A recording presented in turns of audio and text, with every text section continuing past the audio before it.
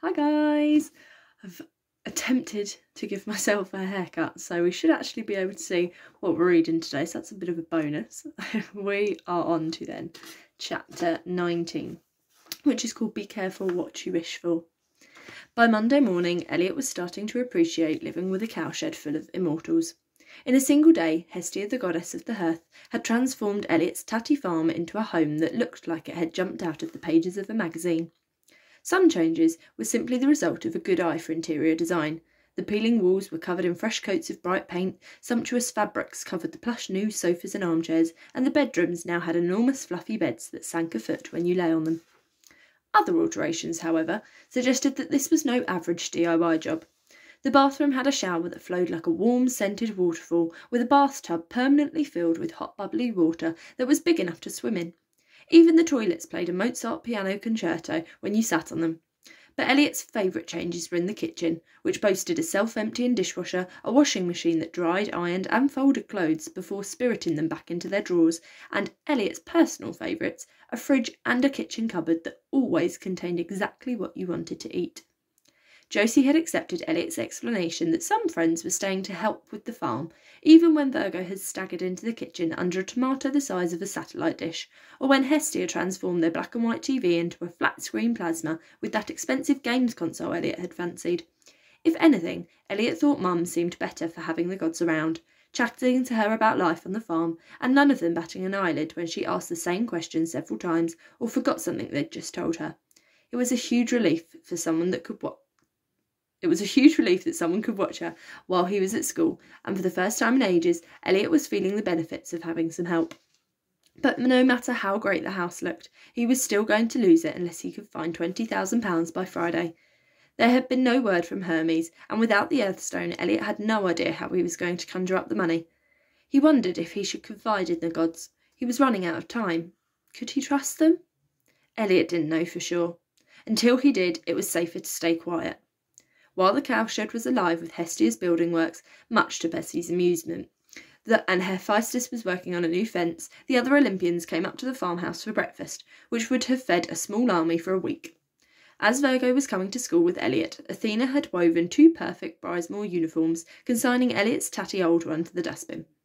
"I intend to make the most of this opportunity to broaden my mind," said Virgo, admiring herself in her new uniform. "Try a microscope," said Elliot, tucking into his 3rd bacon sandwich. With Josie having a line, Aphrodite doing his paper round in her car, some extra sleep and the fullest stomach Elliot could remember, he felt in pretty decent shape for a Monday morning. Until there was an irritating knock at the door. "Cooey!" trilled the unmistakable whinny of Patricia Porceley Plum. "Hello, Mrs. Porceley Plum," groaned Elliot.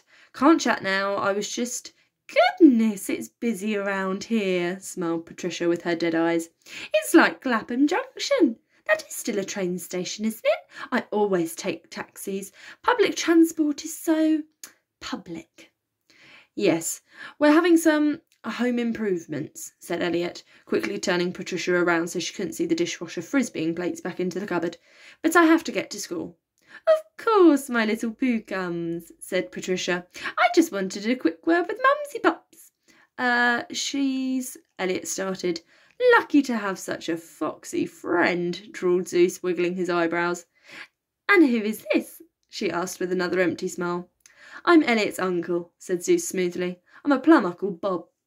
"Well, Bob," said Patricia, "I was hoping to catch—" Elliot shook his head behind her back to warn Zeus she was dangerous. Zeus winked discreetly and ushered Patricia out of the house. "Drat and double balderdash," he smiled, shutting the door firmly behind them. "Josie's away for the day."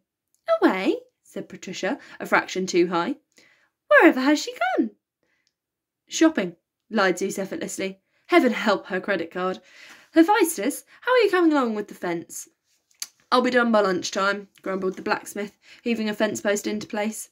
"Marvellous," said Zeus to Patricia, tucking her reluctant arm into the crook of his elbow. "You can't be too careful these days. Never know who might want to get in." "Quite," said Patricia, as she was half dragged up the path and out of the gate. "If you could let Josie know I called." "Of course," said Zeus, his eyes narrowing. "Mind how you go." "You do," said Patricia, her eyes narrower still, as Elliot and Virgo brushed past her to set off over the fields to school. Zeus had secured Virgo's place at Bridesmoor with a phone call to Call Me Graham earlier that morning, pretending to be the headmistress of a prestigious girls' boarding school. He spun a story that Virgo was Elliot's cousin, a brilliant student who had just moved to the area and needed to continue her schooling. Clutching the certificates that Aphrodite had expertly forged, Elliot and Virgo walked up Bridesmoor's grand driveway.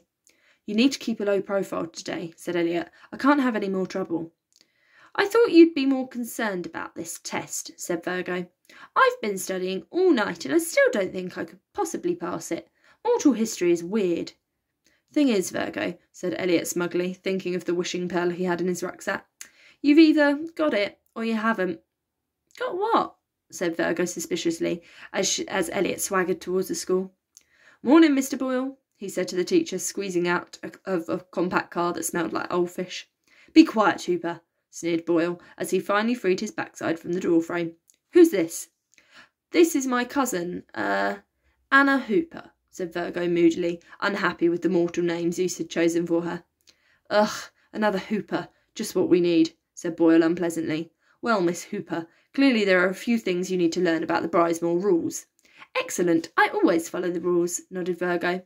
"Unless you change your hair colour by tomorrow, you'll earn yourself a detention." "Whatever's wrong with my hair?" asked Virgo, running her hands through her long silver locks. "Silver hair is against the Bridesmoor rules," pronounced Boyle. "Then Bridesmoor rules are ridiculous," said Virgo plainly, making Mr. Boyle gasp at her blasphemy. "I have no more control over my hair colour than you do over your hair loss." "How dare you!" exploded Boyle. "Don't mind my cousin, sir," said Elliot, steering Virgo away. "She's from a long way away. Where she comes from, baldness is a sign of greatness." "Know it," Virgo started. "Nice to see you, sir," called Elliot. "I'll be watching you today, Hooper," Boyle shouted. "Both of you." "Great way to keep a low profile," sighed Elliot, as they made their way into school. "What a funny little man," said Virgo. "Is he always that much of a Minotaur dropping, or was today a special occasion?" "Nah," said Elliot. "He's always like that. Hates my guts." "Why?" asked Virgo. "What have your guts done to him?" "He doesn't like anyone who thinks for themselves," said Elliot, "and it's possible that last year I sewed sardines into his car seats. But he's determined to get me kicked out, and I can't start a new school. They'd ask too many questions about—" "Josie, Mum," said Virgo quietly. "Athena explained it to me. Mortal children aren't allowed to remain with suboptimal parents." "You have a gift with words," said Elliot. "But Boyle needn't worry. These exams will get rid of me. He knows I'll never get 85%. "All the more reason to prove him wrong," Virgo said. "Absolutely," he grinned, tapping his rucksack. Elliot and Virgo walked to the exam hall, where a straggle of fellow pupils were trembling outside, clearly exhausted after a sleepless night of frantic study. "Suckers," Elliot muttered as Brainy Bryony burst into tears and her boyfriend, Drippy Dominic, was sick in a wastepaper bin. The waft of old vegetable soup announced that Boyle had arrived. The sad gaggle of students trudged into the hall, holding their breath to walk beneath Boyle's smelly armpit as he held the door to count them all in. When they'd taken their seats, Boyle slammed an exam paper down on each individual's desk, delighting in making his petrified students jump as the thuds ricocheted around the hall. "You have 1 hour," he announced with a ghoulish grin. "You may begin." Elliot watched scornfully as his classmates whipped over their papers in horror and started furiously scribbling away. Elliot casually turned over his desk. He didn't have a clue how to answer a single question, but then he didn't have to. He waited until the patrolling Mr. Boyle had walked past his desk. "I wish," he whispered as quietly as he could, "to pass this test." There was a tiny tinkling from his rucksack. Elliot sat completely motionless, his eyes closed, waiting for his mind to fill with inspired historical knowledge. But nothing happened. He cautiously opened one eye to see if the test paper had simply written itself. It was completely blank. He didn't understand. Surely Aphrodite wouldn't give him something that didn't work. Suddenly, Elliot's hands snapped to his desk and grabbed hold of his paper. He darted his head around to check that Boyle hadn't noticed, but the history teacher was too busy looming over tearful Bryony, narrowly missing Dominic's second pile of vomit. Elliot didn't get it. How was this going to pass the test? He tried to let go of the paper, but he no longer appeared to have any command over his hands. "What are you doing?" hissed Virgo, seeing Elliot shake next to her. "I don't know," whispered Elliot. "I can't help it," Silence! Roared Boyle from the back of the hall, making everyone jump in their seats. Elliot tried desperately to release the paper, but now his hand seemed determined to raise it off the desk. No, no, no, whispered Elliot as his arms lifted off the table and veered sharply to the right, bringing Elliot to his feet and pulling him over to Virgo's desk. What the blazes are you doing, Hooper? Sit down, shouted Boyle as he charged towards Elliot. But Elliot was utterly powerless. His hands plonked his test paper heavily in front of Virgo. Ow! She yelped. What's the matter with you? Silence, said Boyle, arriving at her desk in a fury. Hooper, you have precisely 2 seconds to return to your seat before I give you an automatic fail. Sorry, sir, said Elliot, relieved to be free of the paper and turning back to his own desk. But his hand suddenly sprang into life again, grabbing Virgo's test and jerking towards the table in front of her. This time, they forced him to deposit Virgo's paper on Bryony's desk, who duly burst into tears again. The other students watched in bemusement as Elliot worked his way around the hall, picking up test papers and passing them on to the next person with increasing speed. Everyone, get back to work, puffed a puce Boyle as he chased Elliot. Hooper, I'll have your hide for this. But Elliot was completely out of control, frantically running from one desk to the next, passing exam papers around the room as Aphrodite's pearl granted his wish to the letter. Help me, he panted at Virgo as he completed his third circuit. Make it stop. Virgo ran over to restrain him, but she was powerless against the Olympian's wishing pearl. Elliot darted from her grip and carried on passing the test from person to person, with a panting Boyle shouting threats a metre behind him. This exam is over, Boyle eventually roared amidst the chaos. At his words, Elliot's hand immediately dropped the paper he was holding and returned limply to his side, allowing the exhausted boy to crumple to the floor. You've all failed, Boyle spat to a chorus of groans as every last one of Elliot's classmates shot him filthy looks. Hoopers, you're both coming with me.